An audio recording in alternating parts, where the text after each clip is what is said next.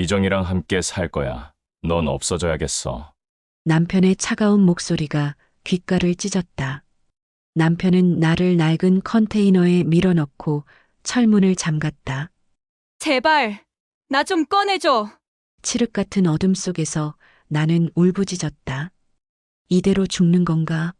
아니야, 포기하면 안 돼.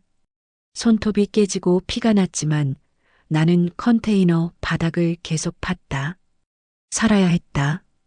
이틀 만에 탈출에 성공했고 밤하늘의 별빛이 이렇게 아름다운 줄 처음 알았다. 더 많은 사연을 듣고 싶으시다면 구독과 좋아요, 댓글 부탁드립니다. 저는 올해 29입니다. 중소기업에서 격리 일을 하는 평범한 직장인이죠. 매일 아침 7시 반이면 집을 나서서 8시 반에 회사에 도착합니다. 책상 앞에 앉아 전표를 정리하고 거래처 입금 내역을 확인하고 급여 명세서를 작성하는 일상이 반복됩니다. 특별할 것 없는 나날들이지만 저는 그 평범함이 좋았습니다. 숫자를 맞추고 장부를 정리하고 하루를 마감하는 그 루틴 속에서 안정감을 느꼈습니다.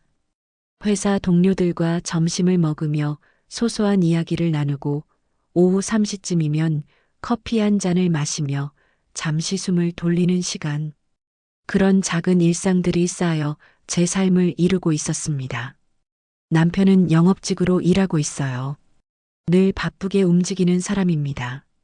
아침 일찍 나가서 저녁 늦게 들어오는 날도 많았지만 그래도 퇴근만 하면 꼭 집으로 돌아와서 함께 저녁을 먹었습니다. 그게 우리 부부만의 약속이었죠. 저는 남편이 들어올 시간에 맞춰 저녁을 준비했습니다.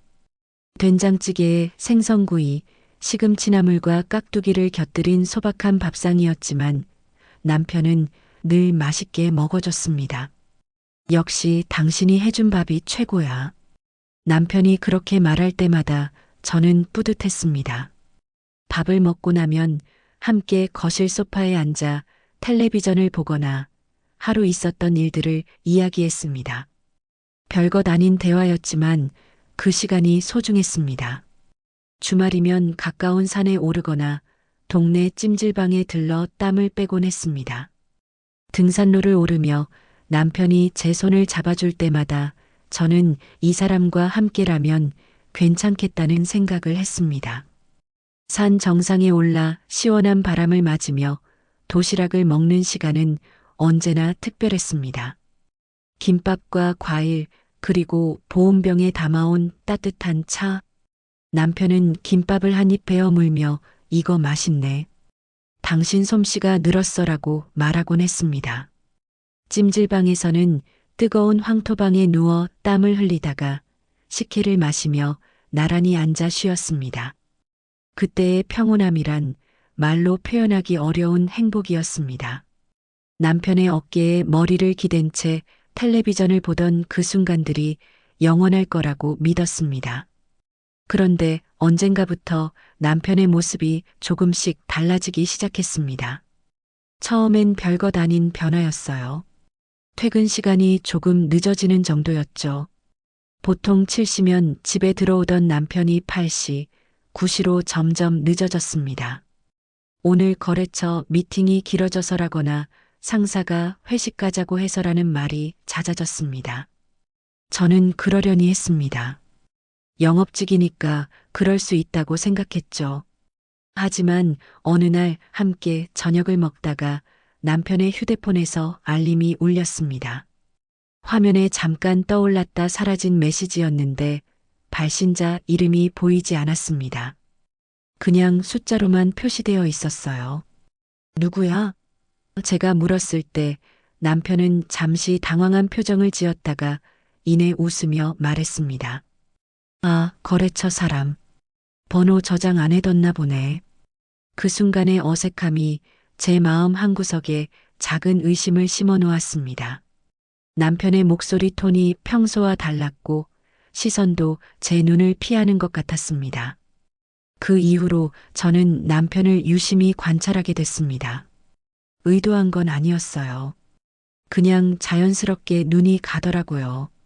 퇴근 후 샤워를 할 때 욕실에 휴대폰을 가지고 들어간다거나 자기 전에 화장실에 간다며 휴대폰을 들고 나간다거나 하는 작은 행동들이 눈에 띄기 시작했습니다. 예전엔 거실 테이블 위에 무심코 던져두던 휴대폰을 이제는 항상 주머니에 넣고 다녔습니다. 화면도 엎어서 놓았고 제가 다가가면 슬쩍 화면을 끄곤 했습니다. 그리고 야근이 점점 더 잦아졌습니다. 일주일에 한두 번이던 야근이 어느새 일주일에 서너 번으로 늘었고 어떤 주에는 거의 매일 밤늦게 들어왔습니다. 요즘 회사가 바빠? 제가 물으면 남편은 피곤한 얼굴로 고개를 끄덕이며 말했습니다. 응, 프로젝트가 몇 개 겹쳐서 조금만 참아줘. 저는 그럴 때마다 스스로에게 말했습니다. 괜한 의심이겠지.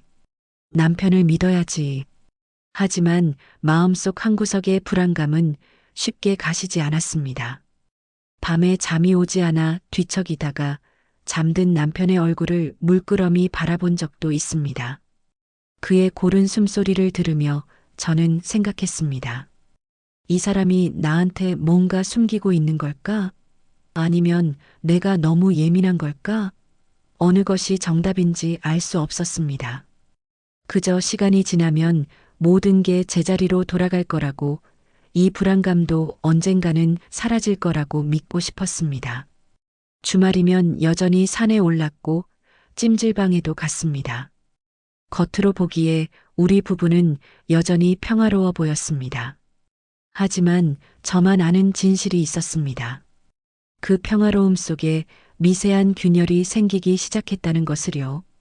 어느 금요일 저녁이었습니다. 남편이 또다시 야근이라며 늦게 들어왔습니다. 현관문을 열고 들어선 남편의 옷에서 낯선 향수 냄새가 났습니다. 제가 사용하는 향수도 아니었고 남편이 평소에 쓰던 향수도 아니었습니다. 달콤하면서도 묵직한 여성용 향수 냄새였습니다. 그 순간 심장이 철렁 내려앉았지만 저는 애써 태어난 척했습니다. 오늘 무슨 일 있었어? 제가 조심스럽게 물었을 때 남편은 아무렇지 않게 대답했습니다. 응? 별일 없었는데. 왜? 아니, 그냥. 저는 더 이상 묻지 못했습니다. 물어봤자 돌아올 대답이 뻔했으니까요. 그날 밤 저는 잠들지 못하고 천장만 바라보았습니다. 그날 밤 이후로 저는 남편을 바라보는 시선이 달라졌습니다. 예전처럼 편안하게 대할 수가 없었어요. 함께 식탁에 앉아 밥을 먹을 때도, 소파에 나란히 앉아 텔레비전을 볼 때도 마음 한구석이 불편했습니다. 남편의 휴대폰이 울릴 때마다 심장이 두근거렸고 남편이 욕실에 들어갈 때마다 무슨 일을 하고 있는지 궁금했습니다. 하지만 저는 아무것도 묻지 못했습니다. 확실한 증거가 없었으니까요. 그저 의심만 키워가며 하루하루를 보냈습니다. 어느 월요일 점심시간이었습니다. 회사 동료이자 절친했던 미정과 함께 회사 근처 식당에 갔습니다. 미정은 저와 같은 나이의 입사 동기였고 개인적인 고민도 서로 털어놓을 만큼 가까운 사이였습니다. 밝고 쾌활한 성격의 미정은 제가 힘들 때마다 위로해주던 친구였습니다. 그날도 우리는 김치찌개를 시켜놓고 이런저런 이야기를 나누고 있었습니다. 요즘 남편은 어때? 잘 지내? 미정이 물었을 때 저는 잠시 망설였습니다. 응, 뭐 그냥 그래. 바쁘긴 한데. 저는 애매하게 대답했습니다. 솔직하게 말하고 싶었지만 아직은 확신이 없었습니다. 미정은 고개를 끄덕이며 김치찌개를 한 숟가락 떠먹었습니다. 바로 그때였습니다. 미정의 휴대폰이 테이블 위에서 진동을 일으켰습니다. 화면에 전화가 걸려온 표시가 떴고 발신자 번호가 선명하게 보였습니다. 순간 제 심장이 멎는 것 같았습니다. 그 번호는 남편의 전화번호였습니다. 제가 수없이 봐왔던 외울 정도로 익숙한 바로 그 번호였습니다. 미정은 황급히 휴대폰을 집어들었습니다. 화면을 보더니 눈에 띄게 당황한 표정을 지었습니다. 손이 미세하게 떨리는 게 보였습니다. 그리고는 통화 버튼을 누르지 않고 전화를 끊어버렸습니다. 누구야? 저는 최대한 침착하게 물었습니다.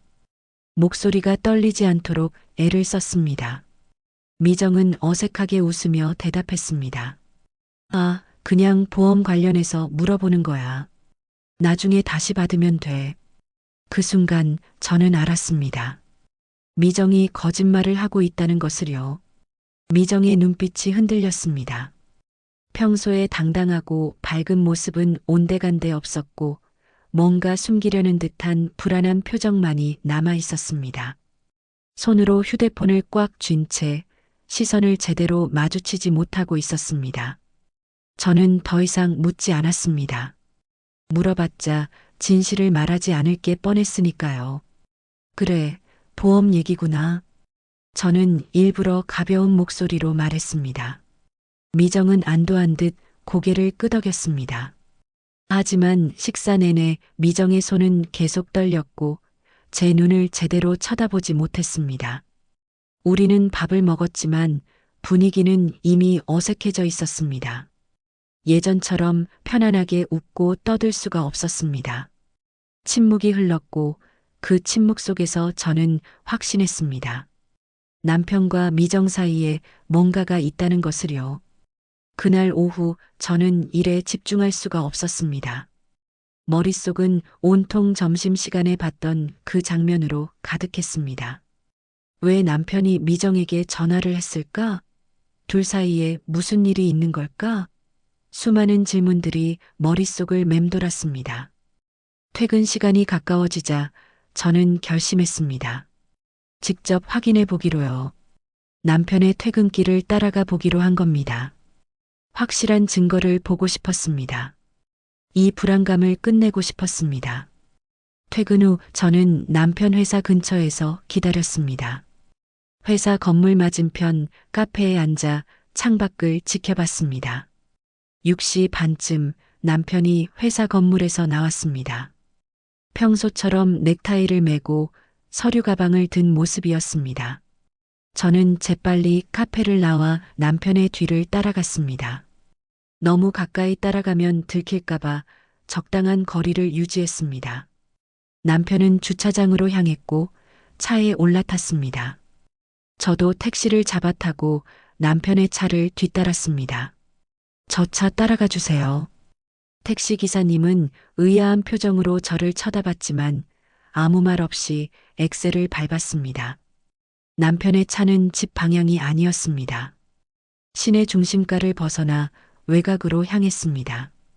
공단 쪽이었습니다. 왜 남편이 이런 곳으로 가는 걸까? 불안감이 점점 커졌습니다. 얼마쯤 갔을까요? 남편의 차가 한적한 공터 앞에 멈춰 섰습니다. 저는 택시 기사님에게 조금 떨어진 곳에 세워달라고 부탁했습니다. 택시에서 내려 몸을 숨긴 채 남편을 지켜봤습니다. 남편은 차에서 내리더니 주변을 두리번거렸습니다. 그리고 잠시 후 다른 차 한 대가 도착했습니다. 그 차에서 내린 사람은 미정이었습니다. 심장이 쿵 하고 내려앉았습니다. 미정은 남편에게 다가갔고 둘은 너무도 자연스럽게 포옹했습니다. 그리고 손을 맞잡았습니다. 제가 남편과 했던 것처럼 연인처럼 다정하게요. 설마 속으로 중얼거렸지만 이미 모든 게 명백했습니다. 남편과 미정은 연인 사이였던 겁니다. 분노와 배신감이 동시에 밀려왔습니다. 온몸이 떨렸고 눈물이 쏟아질 것 같았습니다. 하지만 저는 참았습니다. 그 자리에서 뛰쳐나가 소리를 지르고 싶었지만 꼭 참았습니다. 그날 밤 저는 평소처럼 집에 돌아와 남편을 기다렸습니다. 남편은 9시쯤 들어왔습니다. 늦어서 미안해. 거래처 미팅이 길어졌어. 남편은 태연하게 거짓말을 했습니다. 저는 침착한 눈빛으로 남편을 바라봤습니다. 그랬구나. 고생했어. 제 목소리는 놀라울 정도로 평온했습니다. 하지만 제 눈빛 속에 담긴 차가움을 남편은 알아챘을까요? 그날 밤 남편의 표정이 미묘하게 굳어지는 걸 저는 놓치지 않았습니다. 그는 뭔가 눈치챘던 겁니다. 그날 이후 저는 아무 일도 없었던 것처럼 행동했습니다.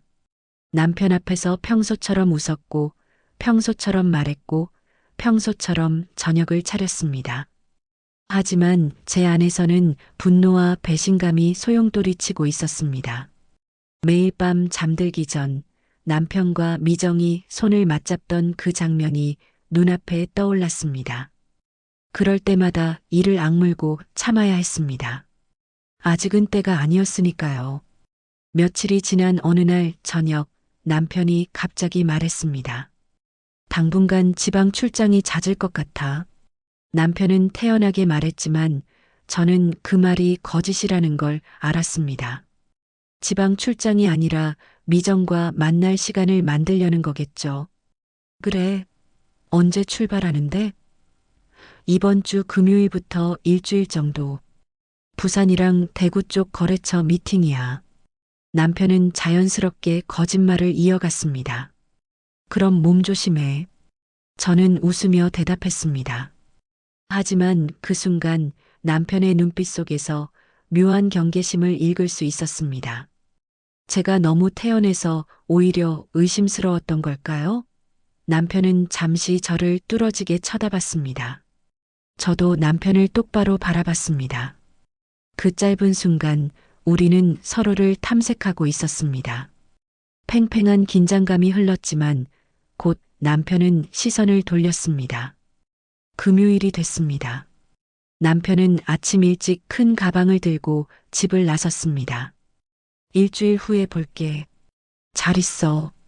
남편이 나간 후 저는 곧바로 행동에 나섰습니다. 얼마 전 남편 휴대폰에서 몰래 메모해둔 미정의 번호로 익명 문자를 보냈습니다. 오늘 저녁 만날 수 있어? 잠시 후 답장이 왔습니다. 응, 7시에 지난번 그 장소에서. 역시 그랬습니다. 남편의 출장은 거짓말이었고 미정과 만날 계획이었던 겁니다. 저는 그날 저녁 다시 그곳으로 향했습니다. 공단 근처의 한적한 공터. 6시 반쯤 도착해서 멀리서 지켜봤습니다. 7시 정각 남편의 차가 도착했습니다. 그리고 곧이어 미정의 차도 나타났습니다. 둘은 차에서 내려 포옹했고 키스를 나눴습니다. 보고 또 봐도 믿기지 않는 광경이었습니다. 그리고 둘은 그대로 근처 모텔로 들어갔습니다. 제 심장은 얼어붙었고 손은 주먹을 쥔 채 떨렸습니다. 이제 더 이상 의심의 여지가 없었습니다. 확실한 증거를 봤으니까요. 저는 그 자리에 1시간 넘게 서 있었습니다. 비가 내리기 시작했지만 움직일 수가 없었습니다. 온몸이 얼어붙은 것처럼 굳어 있었습니다. 8시 반쯤 두 사람이 모텔에서 나왔습니다. 둘은 웃으며 이야기를 나누고 있었습니다. 행복해 보였습니다. 제가 집에서 혼자 눈물 흘리며 괴로워하는 동안 저 두 사람은 행복하게 웃고 있었던 겁니다. 그 순간 제 안에서 무언가가 완전히 부서졌습니다. 집으로 돌아온 저는 거실 소파에 주저앉았습니다. 젖은 옷을 갈아입을 힘도 없었습니다. 그냥 그 자리에 앉아 멍하니 어둠을 바라봤습니다. 얼마나 시간이 흘렀을까요? 휴대폰이 울렸습니다. 화면을 보니 미정에게서 온 문자였습니다. 언니, 우리 사이 알게 된 거지? 짧은 문장이었지만 그 안에 담긴 의미는 명확했습니다. 미정도 제가 눈치챘다는 걸 알고 있었던 겁니다. 저는 답장하지 않았습니다. 대신 휴대폰을 던져버렸습니다. 그날 밤은 끝없이 길었습니다. 잠도 오지 않았고 눈물도 더 이상 나오지 않았습니다. 그저 차가운 분노만이 제 온몸을 감쌌습니다. 새벽녘 저는 결심했습니다. 이대로 당하고만 있을 수는 없다고.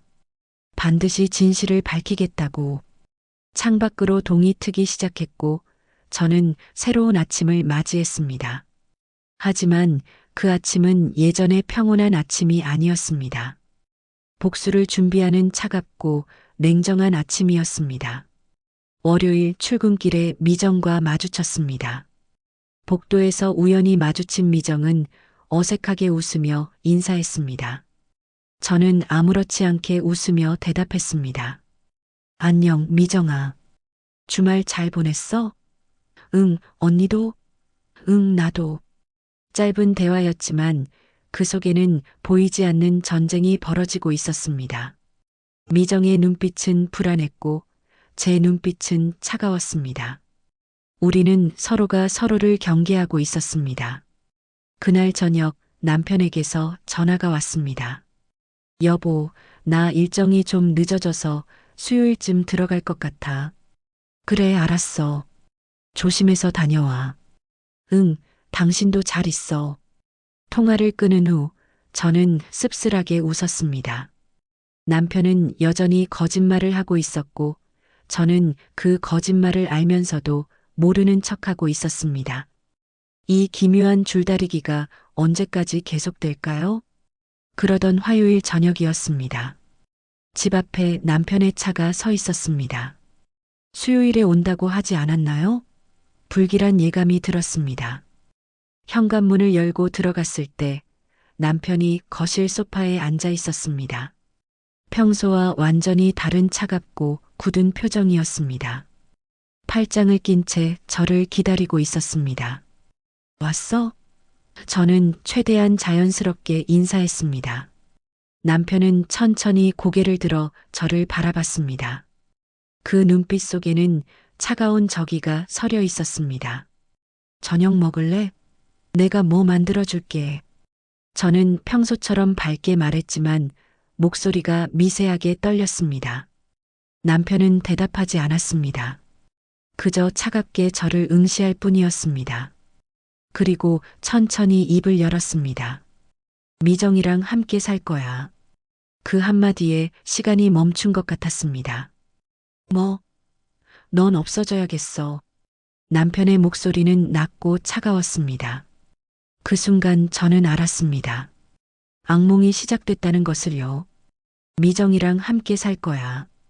넌 없어져야겠어. 남편의 말이 귓가에 울렸습니다. 저는 그 자리에 얼어붙었습니다. 없어져야 한다니 그게 무슨 뜻일까요?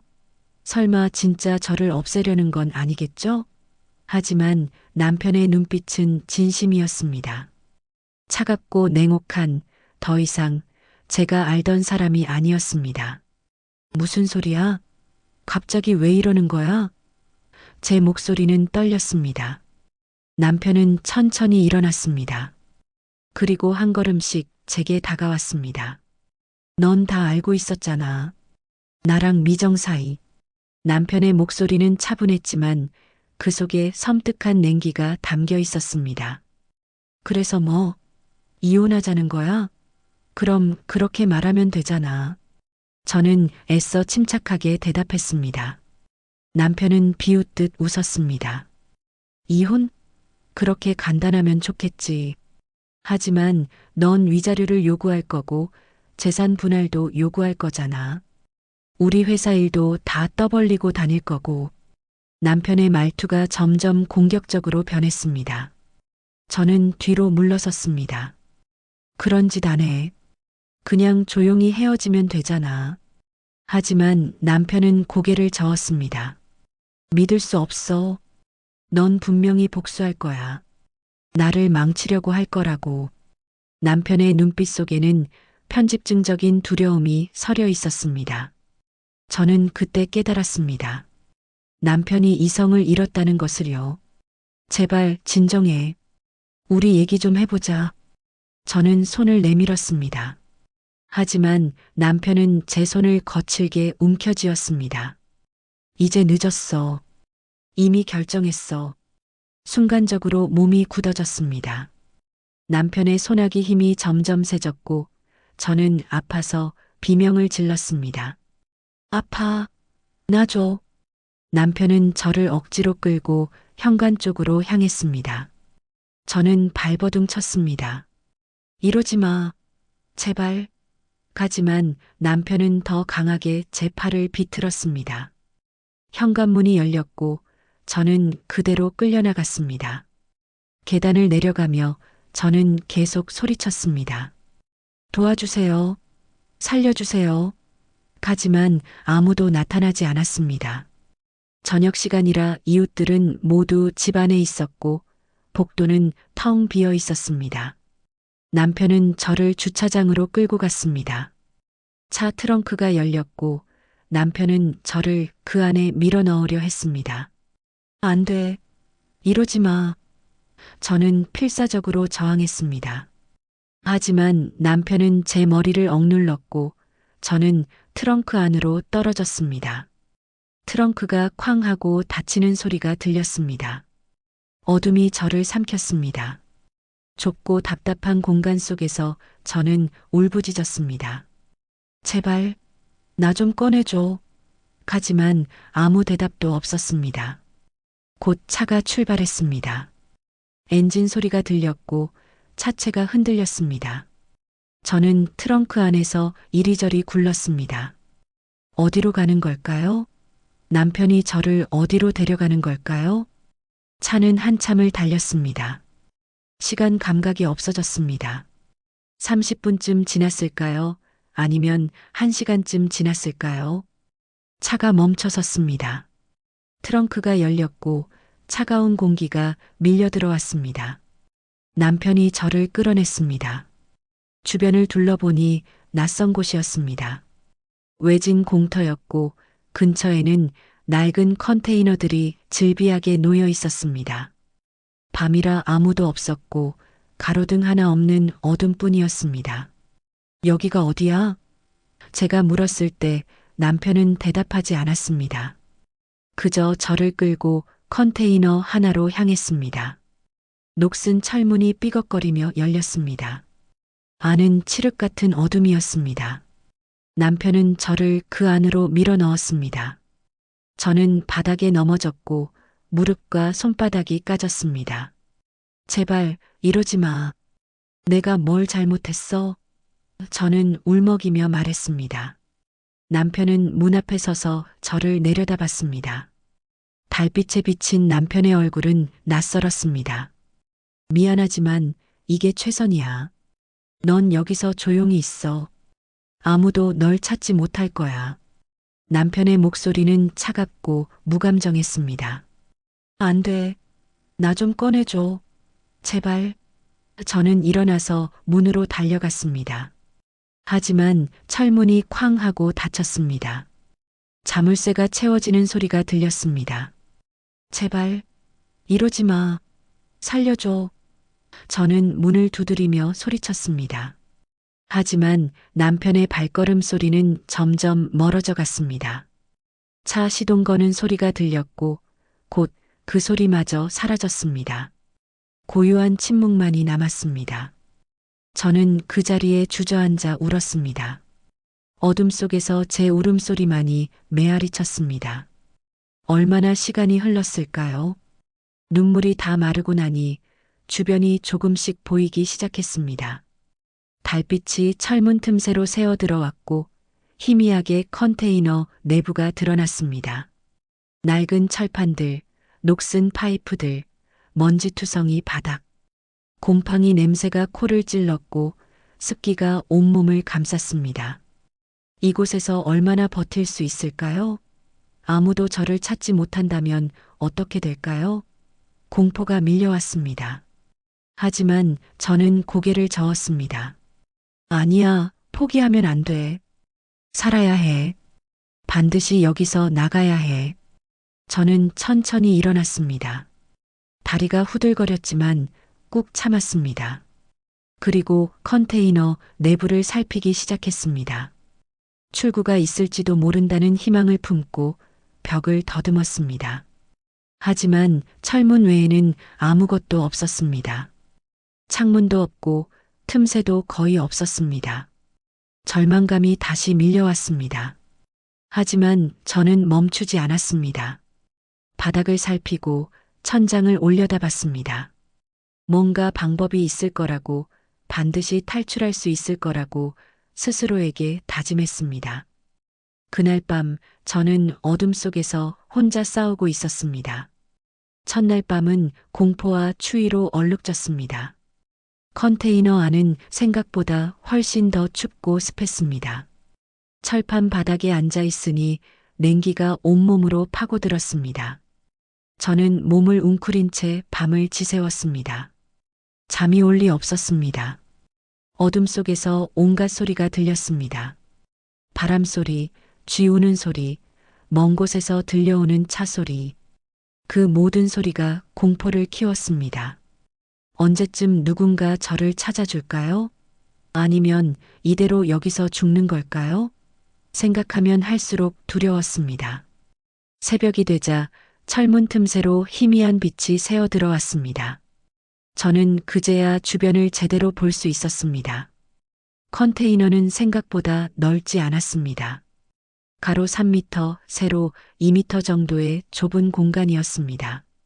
벽은 녹슨 철판으로 되어 있었고 곳곳에 구멍이 나 있었습니다. 바닥에는 먼지와 쓰레기가 쌓여 있었고 한쪽 구석에는 낡은 천 조각이 널려 있었습니다. 저는 그 천을 집어들었습니다. 더러웠지만 추위를 막는 데는 도움이 될 것 같았습니다. 배가 고팠습니다. 어젯밤부터 아무것도 먹지 못했으니까요. 목도 말랐습니다. 물 한 모금이 절실했습니다. 하지만 여기에는 아무것도 없었습니다. 먹을 것도 마실 것도 없었습니다. 저는 입술을 적시며 견뎠습니다. 하루 이틀 정도는 버틸 수 있을 거라고 스스로를 위로했습니다. 그 사이에 누군가 저를 찾아줄 거라고, 반드시 구조될 거라고 믿고 싶었습니다. 하지만 시간이 흐를수록 그 희망은 점점 희미해져 갔습니다. 낮이 되자 컨테이너 안이 점점 더워졌습니다. 철판이 햇빛을 받아 뜨거워졌고 그 열기가 안으로 전달됐습니다. 숨쉬기가 힘들었습니다. 땀이 흘렀고 몸은 축축하게 젖었습니다. 저는 천 조각으로 땀을 닦으며 견뎠습니다. 그러다가 문득 깨달았습니다. 이대로 있으면 죽는다는 것을요. 탈수와 기아로 서서히 죽어갈 거라는 것을요. 그 순간 제 안에서 무언가가 깨어났습니다. 살고 싶다는 강렬한 의지였습니다. 저는 일어나서 다시 컨테이너를 살피기 시작했습니다. 이번에는 더 꼼꼼하게, 더 자세하게 살펴봤습니다. 벽을 두드려보고 바닥을 손으로 더듬어 봤습니다. 그러다가 한쪽 구석에서 작은 틈새를 발견했습니다. 바닥과 벽이 만나는 지점에 손가락 하나 들어갈 만한 틈새가 있었습니다. 그곳으로 바람이 스며들고 있었습니다. 저는 그 틈새를 손으로 파기 시작했습니다. 녹슨 철판이 손톱을 파고들었고 손에서 피가 났습니다. 하지만 멈추지 않았습니다. 이곳이 제가 살 수 있는 유일한 희망이었으니까요. 1시간, 2시간 계속 파고 또 팠습니다. 손은 피투성이가 됐고 손톱은 깨졌습니다. 아팠지만 참았습니다. 그러다가 틈새가 조금씩 벌어지는 게 느껴졌습니다. 희망이 보였습니다. 저는 더 힘을 주어 파기 시작했습니다. 녹슨 철판이 조금씩 벗겨졌고 틈새는 점점 커졌습니다. 이제 손이 들어갈 정도가 됐습니다. 저는 그 틈새를 통해 밖을 내다봤습니다. 흙바닥이 보였습니다. 그리고 멀리 다른 컨테이너들이 보였습니다. 여기서 나갈 수 있을지도 모른다는 생각이 들었습니다. 저는 쉬지 않고 계속 팠습니다. 해가 지고 어둠이 찾아왔지만 멈추지 않았습니다. 어릴 적 시골 할머니 댁에서 쥐구멍을 따라 빛을 본 기억이 떠올랐습니다. 그때 할머니가 말씀하셨습니다. 아무리 어두워도 작은 틈만 있으면 빛은 들어온다. 포기하지 마라. 그 말이 지금 제게 힘을 주었습니다. 저는 포기하지 않았습니다. 계속해서 파고 또 팠습니다. 손은 더 이상 감각이 없었고 온몸이 쑤셨습니다. 하지만 멈출 수 없었습니다. 이틀째 되는 날, 틈새는 제 몸이 빠져나갈 정도로 커졌습니다. 저는 그 틈새에 몸을 밀어 넣었습니다. 좁고 답답했지만 조금씩 앞으로 나아갔습니다. 철판이 몸을 긁었고 온몸이 상처투성이가 됐습니다. 하지만 상관없었습니다. 살아야 했으니까요. 반드시 여기서 나가야 했으니까요. 그렇게 한참을 기어간 끝에 마침내 밖으로 빠져나왔습니다. 흙바닥에 쓰러진 채 저는 밤하늘을 올려다봤습니다. 별이 보였습니다. 그 별빛이 이렇게 아름다운 줄 몰랐습니다. 저는 한참을 그 자리에 누워 있었습니다. 숨을 헐떡이며 살아있음을 느꼈습니다. 그리고 천천히 일어났습니다. 다리가 후들거렸지만 꾹 참았습니다. 주변을 둘러보니 공터 한가운데 서 있었습니다. 멀리 가로등 불빛이 보였습니다. 저는 그곳을 향해 걸어가기 시작했습니다. 한 걸음 한 걸음 힘겹게 걸었습니다. 쓰러질 것 같았지만 멈추지 않았습니다. 가로등에 도착했을 때 저는 주저앉았습니다. 그리고 주머니를 뒤졌습니다. 다행히 휴대폰이 아직 있었습니다. 배터리는 거의 없었지만 전화를 걸 수는 있었습니다. 저는 112에 전화를 걸었습니다. 도와주세요. 저를 납치했어요. 남편이 저를 컨테이너에 가뒀어요. 제 목소리는 떨렸지만 또렷했습니다. 경찰은 곧 출동하겠다고 말했습니다. 저는 그 자리에서 경찰을 기다렸습니다. 추위에 떨고 있었지만 마음은 뜨거웠습니다. 살아남았다는 안도감과 이제 복수할 수 있다는 분노가 뒤섞여 있었습니다. 저는 다짐했습니다. 이 배신자들 앞에서 반드시 다시 서겠다고, 그들이 한 짓에 대한 대가를 치르게 하겠다고. 경찰차 사이렌 소리가 들렸습니다. 파란 불빛이 어둠을 가르며 다가왔습니다. 저는 그제야 안도의 한숨을 내쉬었습니다. 경찰차가 멈춰 섰고 2명의 경찰관이 달려왔습니다. 괜찮으세요? 경찰관이 제 어깨를 잡으며 물었습니다. 저는 고개를 끄덕이며 대답했습니다. 네, 이제 괜찮아요. 하지만 제 목소리는 떨렸고 몸은 추위와 탈진으로 후들거렸습니다. 경찰관은 재빨리 담요를 가져와 제게 덮어줬습니다. 무슨 일이 있었는지 말씀해 주세요. 경찰관이 물었습니다. 저는 숨을 깊이 들이마시고 이야기를 시작했습니다. 남편과 미정의 불륜, 남편이 저를 납치한 일, 컨테이너에 감금당한 이틀 동안의 공포, 모든 것을 빠짐없이 말했습니다. 경찰관은 심각한 표정으로 제 이야기를 들었고 곧바로 무전기를 들었습니다. 용의자 체포영장을 신청하겠습니다. 구급차가 도착했고 저는 병원으로 이송됐습니다. 병원 침대에 누워 천장을 바라보며 저는 비로소 실감했습니다. 살아남았다는 것을요. 이번 이틀째 되는 날 형사가 찾아왔습니다. 중요한 소식이 있습니다. 형사의 표정이 심각했습니다. 미정 씨를 인천공항에서 체포했습니다. 혼자 출국하려다 붙잡혔습니다. 그 말에 저는 놀라움과 동시에 냉소가 나왔습니다. 혼자요? 남편과 함께가 아니라? 네, 혼자였습니다. 미정 씨는 남편분을 버리고 도망치려 했던 것 같습니다. 순간 모든 퍼즐이 맞춰졌습니다. 미정은 처음부터 남편을 이용만 했던 겁니다. 사랑이 아니라 계산이었던 거죠. 남편은 어떻게 됐나요? 저는 조심스럽게 물었습니다. 아직 찾지 못했습니다. 하지만 미정 씨를 조사하면 단서를 얻을 수 있을 겁니다. 형사는 잠시 망설이더니 말을 이었습니다. 미정 씨 진술이 충격적입니다. 남편분과 함께 당신을 없애기로 계획했다고 자백했습니다. 제 심장이 철렁 내려앉았습니다. 없앤다고요?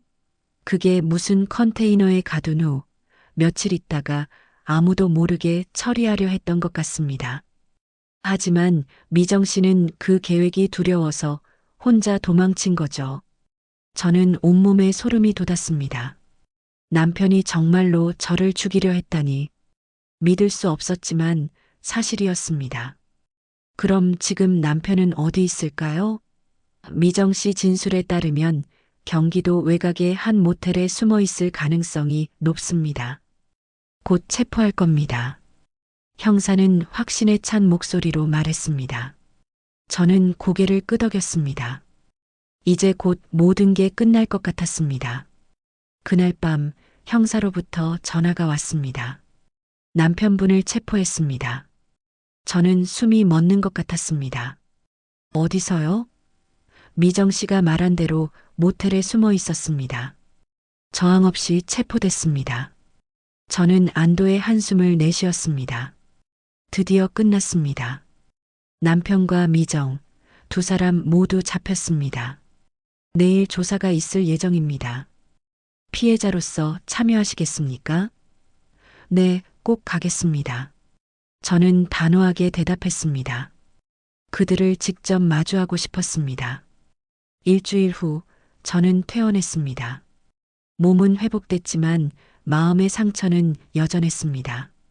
경찰서로 향하는 차 안에서 저는 창밖을 바라봤습니다.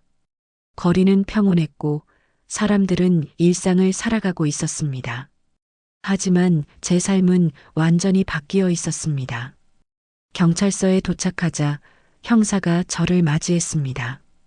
준비되셨습니까? 네, 준비됐어요. 저는 침착하게 대답했습니다. 조사실 문이 열렸습니다. 남편이 보였습니다. 수갑을 찬 채 의자에 앉아 있었습니다. 제가 들어서자 남편은 고개를 들었습니다. 우리의 눈이 마주쳤습니다. 남편은 울부짖으며 외쳤습니다. 내가 이렇게까지 할 줄은 몰랐어. 다 내 잘못이야. 내가 나를 의심하지만 않았어도 이런 일은 없었을 거야. 남편의 목소리는 분노와 원망으로 가득했습니다. 하지만 저는 흔들리지 않았습니다. 차갑게 남편을 바라보며 말했습니다. 내가 살아 돌아올 줄 몰랐겠지. 제 목소리는 놀라울 정도로 차가웠습니다. 남편의 얼굴이 창백해졌습니다.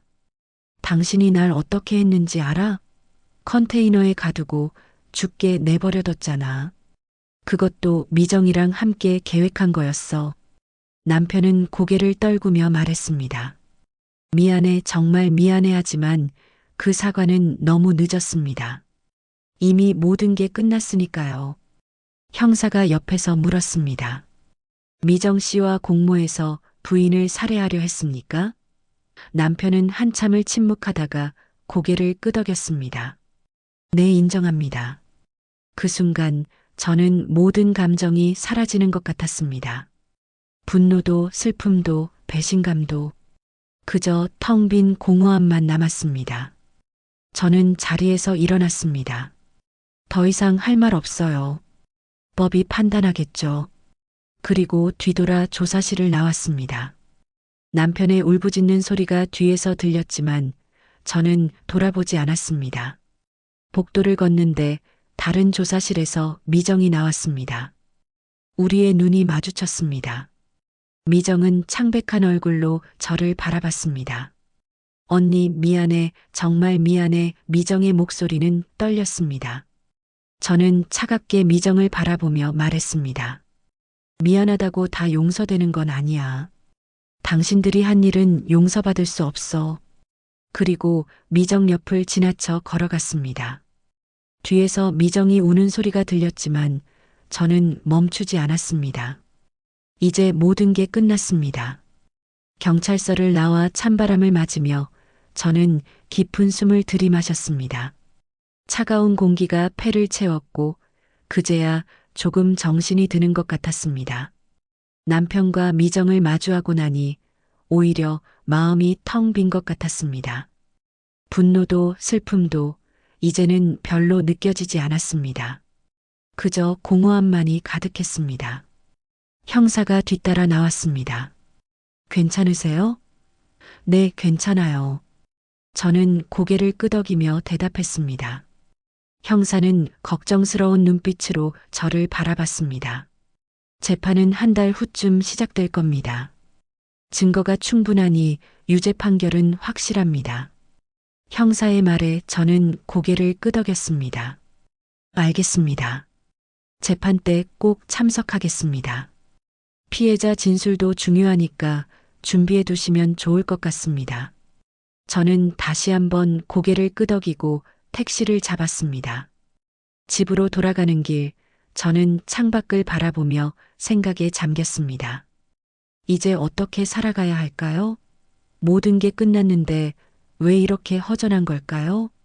집에 도착하자 낯설게 느껴졌습니다. 남편과 함께 살던 이곳이 이제는 차갑고 쓸쓸하게만 보였습니다. 저는 짐을 챙기기 시작했습니다. 더 이상 이곳에 머물 이유가 없었습니다. 옷가지며 책이며 소중한 물건들을 상자에 담았습니다. 남편의 물건들은 건드리지 않았습니다. 볼 필요도 없었으니까요. 짐을 다 싸고 나니 저녁이 됐습니다. 저는 마지막으로 집 안을 둘러봤습니다. 추억이 담긴 공간이었지만 이제는 고통만 남은 곳이었습니다. 다음 날 저는 부모님께 전화를 걸었습니다. 엄마, 나야.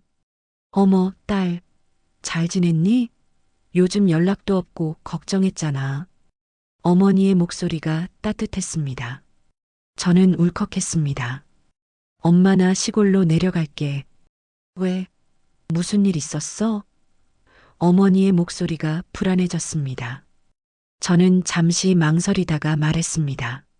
남편이랑 헤어지기로 했어. 자세한 얘기는 나중에 할게. 일단 좀 쉬고 싶어. 어머니는 한숨을 쉬셨습니다. 그래, 알았어. 언제든 와. 엄마 아빠가 여기 있으니까. 일주일 후 저는 시골로 내려갔습니다. 부모님이 계신 작은 마을이었습니다. 버스에서 내리자 어머니가 반갑게 맞아주셨습니다. 우리 딸 많이 힘들었구나. 어머니는 저를 꼭 안아주셨습니다. 그 품에서 저는 참았던 눈물을 쏟아냈습니다. 얼마나 울었을까요? 한참을 울고 나니 조금 후련해졌습니다. 어머니는 제 등을 토닥이며 말씀하셨습니다. 괜찮아. 다 지나갈 거야. 천천히 회복하면 돼. 저는 고개를 끄덕였습니다. 시골 생활은 평온했습니다. 매일 아침 닭 울음소리에 눈을 떴고 마당에 나가 신선한 공기를 마셨습니다. 어머니는 매일 따뜻한 밥을 지어주셨고 아버지는 밭일을 하시면서도 제 안부를 물으셨습니다. 저는 천천히 마음을 추스렸습니다.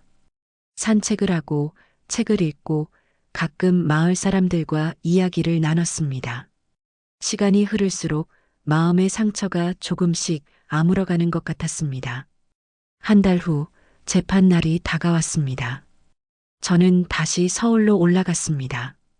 법원 앞에 서자 긴장됐습니다. 저는 깊은 숨을 들이마시고 법정으로 들어갔습니다. 방청석에는 사람들이 가득했습니다. 판사가 자리에 앉았고 곧 남편과 미정이 입장했습니다. 죄수복을 입은 두 사람의 모습은 초라했습니다. 남편은 고개를 숙인 채 들어왔고 미정은 창백한 얼굴로 떨고 있었습니다. 재판이 시작됐습니다.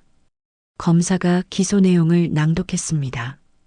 피고인들은 공모하여 피해자를 납치하고 감금했으며 살해하려는 의도를 가지고 있었습니다.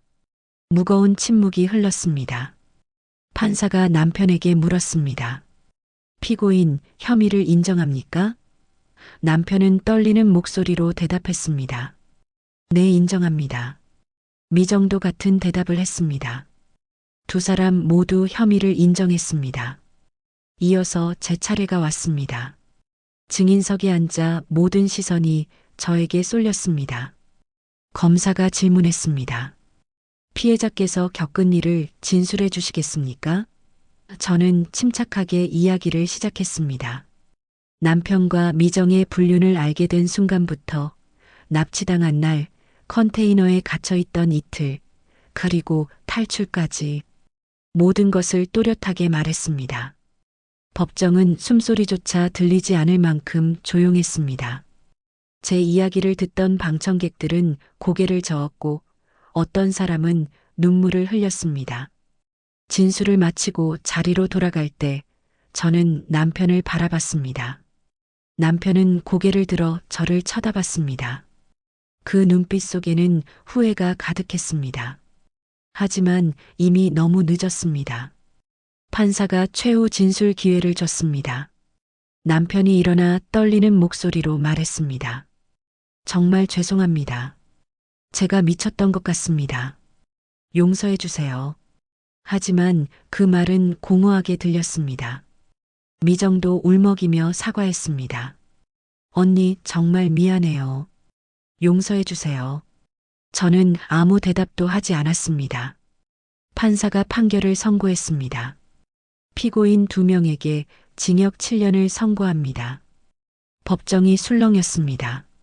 남편은 그 자리에 주저앉았고 미정은 울음을 터뜨렸습니다. 하지만 저는 담담했습니다. 이제 정말로 끝났습니다. 저는 자리에서 일어나 법정을 나섰습니다. 복도에서 햇빛이 들어오는 창가에 섰습니다. 따뜻한 햇살이 제 얼굴을 비쳤습니다. 저는 눈을 감고 그 온기를 느꼈습니다. 이제 새로운 시작이었습니다. 재판이 끝나고 저는 다시 시골로 돌아왔습니다. 버스 창밖으로 펼쳐진 풍경은 여전히 평화로웠습니다. 산과 들판, 그리고 작은 마을. 모든 것이 제게 위로가 됐습니다. 버스에서 내리자 아버지가 기다리고 계셨습니다. 다녀왔니? 네, 아빠. 저는 아버지의 손을 잡았습니다. 그 손이 따뜻했습니다. 아버지는 아무 말씀도 하지 않으셨지만 그 손길만으로도 충분했습니다. 집으로 돌아가는 길, 저는 마을을 둘러봤습니다. 예전에는 답답하게만 느껴졌던 이 작은 마을이 이제는 가장 안전한 곳처럼 느껴졌습니다. 집에 들어서자 어머니가 저녁을 준비하고 계셨습니다. 배고프지? 금방 차려줄게. 네, 엄마. 저는 부엌으로 들어가 어머니를 도왔습니다. 된장찌개 냄새가 코를 찔렀고 밥 짓는 소리가 정겹게 들렸습니다. 식탁에 둘러앉아 밥을 먹으며 아버지가 물으셨습니다. 재판은 어땠니? 다 끝났어요. 2사람 다 7년형을 받았어요. 아버지는 고개를 끄덕이셨습니다. 그래, 이제 다 지나간 일이다. 앞으로만 보거라. 어머니도 덧붙이셨습니다. 그래, 우리 딸. 이제 새로 시작하면 돼. 그날 밤 저는 오랜만에 편안한 잠을 잤습니다. 악몽도 없었고 두려움도 없었습니다. 그저 깊고 평온한 잠이었습니다. 아침에 눈을 뜨자 창밖으로 햇살이 쏟아져 들어왔습니다. 저는 일어나 창문을 열었습니다. 신선한 공기가 방 안으로 들어왔고 멀리서 닭 우는 소리가 들렸습니다. 마당에는 어머니가 꽃을 가꾸고 계셨고 아버지는 밭으로 가시는 길이었습니다. 평범한 아침이었지만 그 평범함이 소중하게 느껴졌습니다. 저는 매일 산책을 했습니다. 마을 뒷산을 오르거나 개울가를 따라 걸었습니다. 걷다 보면 생각이 정리됐고 마음이 편안해졌습니다. 어느 날 산책을 하던 중 마을 이장님을 만났습니다. 아가씨, 요즘 자주 보네. 건강해 보여서 다행이야. 감사합니다, 이장님. 이장님은 웃으며 말씀하셨습니다. 힘든 일이 있었다는 얘기 들었어. 하지만 여기 있으면 금방 나아질 거야.